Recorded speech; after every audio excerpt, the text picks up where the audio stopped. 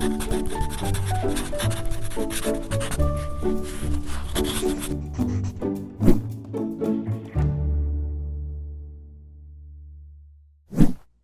I'm Dawn Durham, and welcome to PaTTANpod. The goal of reading is to comprehend text.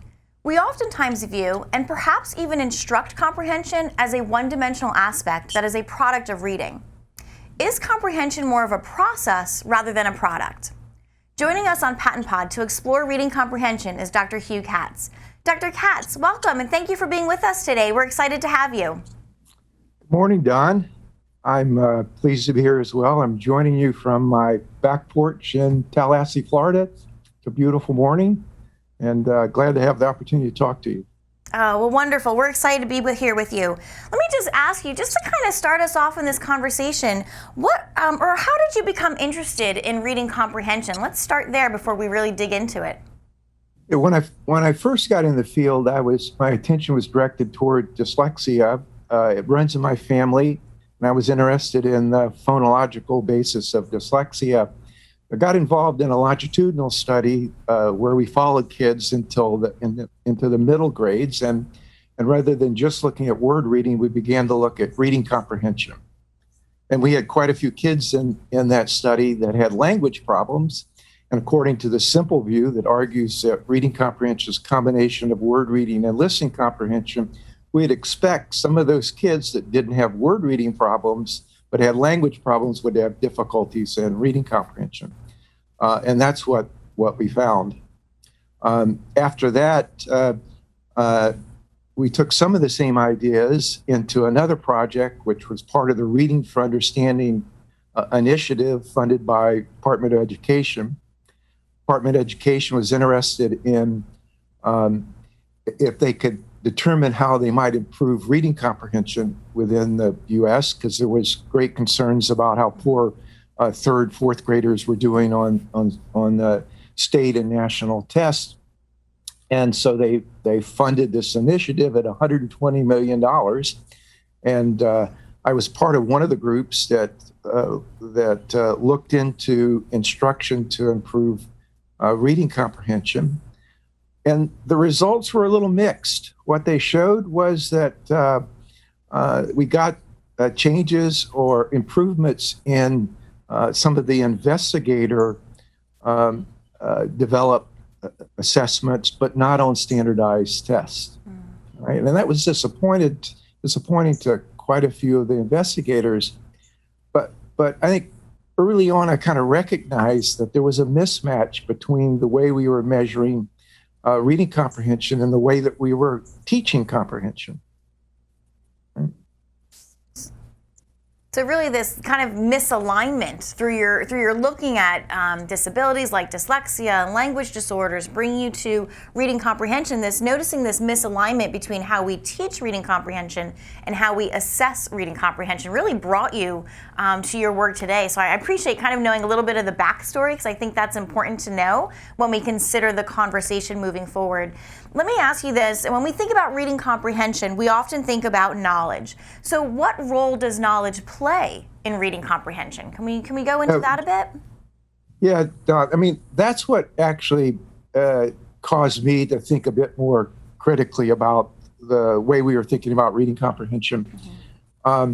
Is that I grew up in an era where we paid quite a bit of attention to the subject matter that we were comprehending, and we recognized that knowledge of the topic was a critical factor in comprehension, that one needed to have some knowledge of what they were reading about to actually build an understanding, right? The knowledge you have gives you a mental space to put the information, the new information in the text. It helps you organize the incoming information so that you don't go down blind alleys in your thinking. It allows you to make inferences. The author doesn't tell us everything we need to know to understand a text. The author relies on the readers to infer some information from their past knowledge. And so one needs to have that background knowledge to be able to make those inferences. It's also important for memory. We remember items better if they're already held in memory to begin with. Other things knowledge does for us, if we know something about the topic, we tend to be more intellectually curious about it. So we're more interested, more motivated to learn more if we already know a bit more about the topic. But somewhere along the way, from early on when I began studying reading comprehension to the recent work, we kind of forgot about knowledge. Yeah. Right? Yeah, well, why is that then? Why do you think we kind of forgot about knowledge? I mean, you're talking about, really, it's that saying, you have to know something to learn something, that Velcro idea. You're talking about making inferences, memory, curiosity. Then where along the way did we forget about knowledge, and why did we kind of drop that by the wayside? Yeah, I think we started thinking about reading comprehension if it was a skill, something you could teach, and then you could use that skill to understand what you're reading, regardless of what the topic was. And I think we went there because of the way we communicated and talked about comprehension. We talked about it as if it was a component of reading. So the National Reading Panel did this study, review of the literature, and so forth. But when it came out, it was presented in component parts to reading. And reading comprehension was one of those components, right? Kind of like phonological awareness, decoding, fluency, right? And those are skill-like activities that can be taught independent of the context necessarily in which they're used. But reading comprehension is not like that. Reading comprehension is probably the most complex thing we do on a daily basis, right? It's closer to thinking than it is to some skill level ability like word decoding or phonological awareness. And the way things are presented influence the way we think about them. So when we see some of those diagrams or those figures coming out from the National Reading Panel that shows reading comprehension in the same size box or the pillar or whatever we see in there, that is the same as it is for phonological awareness, decoding, fluency, we get the impression that we're talking about something that's similar in terms of complexity and malleability, and it's not. I think that's a really great kind of point to capitalize on here is comprehension is one of the most complex skills that we engage in every day of our lives. And what I hear you saying is we kind of inadvertently put it in this isolated box as if it's a component versus a long-going process that is multidimensional, that we need to maybe reframe the way we think and talk about reading comprehension. Yeah, I think you're right there, Don. We've known that reading comprehension is multidimensional for a number of years. The RAND study that was done over 20 years ago recognized the multiple dimensions that are involved in reading comprehension. But again, we kind of forgot about that when we started talking about it within the same sentence, within the same context as some of these skill behaviors. But reading comprehension does involve skills, right? Skills such as word reading and phonological awareness, some strategies that we might use for comprehension, but it involves much more, right? Particularly important, as I said before, was the knowledge base, right? And so one's comprehension ability is going to vary considerably across different subject matters. So it's hard to think about reading comprehension as if it was a single thing, right? That it depends upon what it is that you're reading about and why you're reading, right? The particular task that you're being asked to do. Don, you mentioned before, you said that reading comprehension was the goal of reading. But it's actually not the goal of reading. The goal of the reading is whatever we do with the comprehension, right? Whether we're trying to understand an argument that's being presented to us, some historical account, or try to learn from a science text, or understand what happened in locally in town when we read the newspaper or something like that. Those are the different activities that we engage in for comprehension. And one's experience with those different types of activities will influence how well you understand, right? along with the different topics that you might be reading. It's such a great way to rethink and reframe how we approach reading comprehension. And I want to just pivot for a moment here. And you started to allude to this, but I want to draw our attention back to it. Knowing that reading comprehension is multidimensional, right? That it's a group of skills that make up this process that we're going through.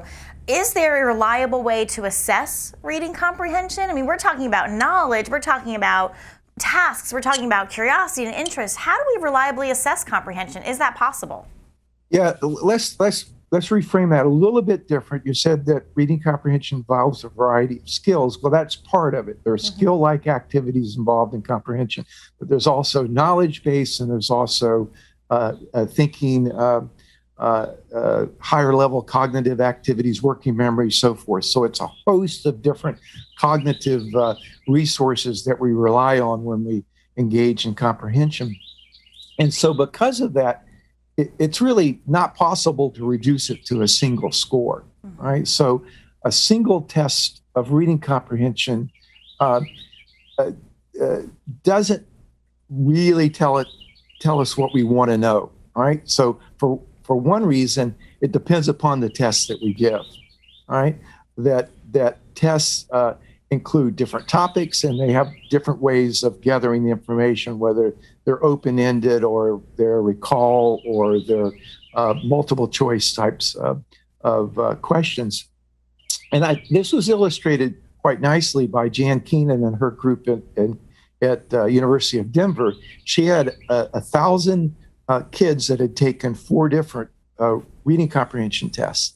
And she looked at the correlation between each of those combinations of 2 tests and found out that the correlation was only about, I think it was 0.54, which is kind of a moderate to low correlation for 2 things that are supposedly measure the same thing. But what drew my attention to it was that she then went and identified the lowest performing 100 kids on each of the tests. That's the lowest 10th percentile, and looked to see how many kids that were in the lowest 10th percentile on one test were on the lowest 10th percentile on another test, and found on average it was only 43%, meaning that you have less than half a chance, right, of being identified as having a severe reading problem, right, if you go from one test to another test, right? And basically that's because of the tests involved have different subject matters that's on there, and they're asking kids to do different things, right? So I advise people not to use a single measure of reading comprehension and think that they now have some measure of that child's ability to comprehend text. Now, some people have suggested maybe what we could do is we could just combine several different tests and get an estimate of ability. And I think that's a reasonable thing to do. The problem is once we get that combination, we have something that doesn't really tell us much about what you do to improve it. And it tends to be a measure that's not easily improved. So we can't use it as a benchmark to then do some intervention and see if the child improves over a 5-6 month period or so forth. Those types of average abilities on reading comprehension tests don't change very quickly. Right? I think we learned that from the Reading for Understanding initiative. That became really clear in that it was very hard to change those performance on those standardized reading tests. So what I advise people to do is to do 2 things. One is to make sure you test the skill level portions of reading comprehension, like word reading. Right? Most kids that have problems with reading comprehension have some difficulties in word reading. Right? They either are inaccurate, slow, don't understand the morphology that is important for later word reading ability. Also measure language ability, right? Vocabulary, knowledge of grammar. It's a bit harder to change, right? It's going to be one of those things that takes months of work with lots of people working on it to see changes in language, but I think it's important to know what kids' language skills are like when you're trying to understand their comprehension.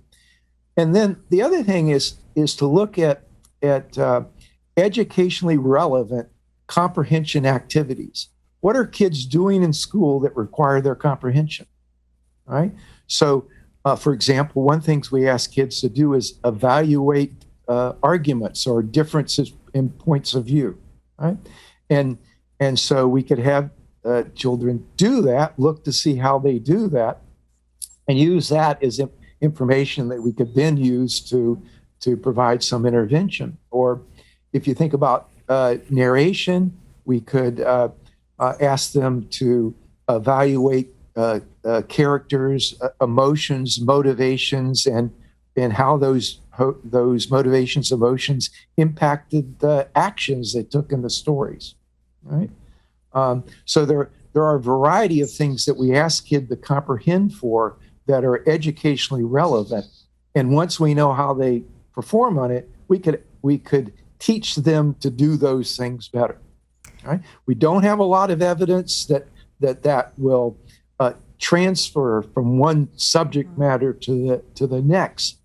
But I think we'll begin to find that there is some transfer there. Certainly a lot more transfer there than we see in the transfer of teaching reading comprehension as if it's a skill. Yeah, you had mentioned this, and I'm going to repeat it. It's really not possible to reduce reading comprehension to a single score.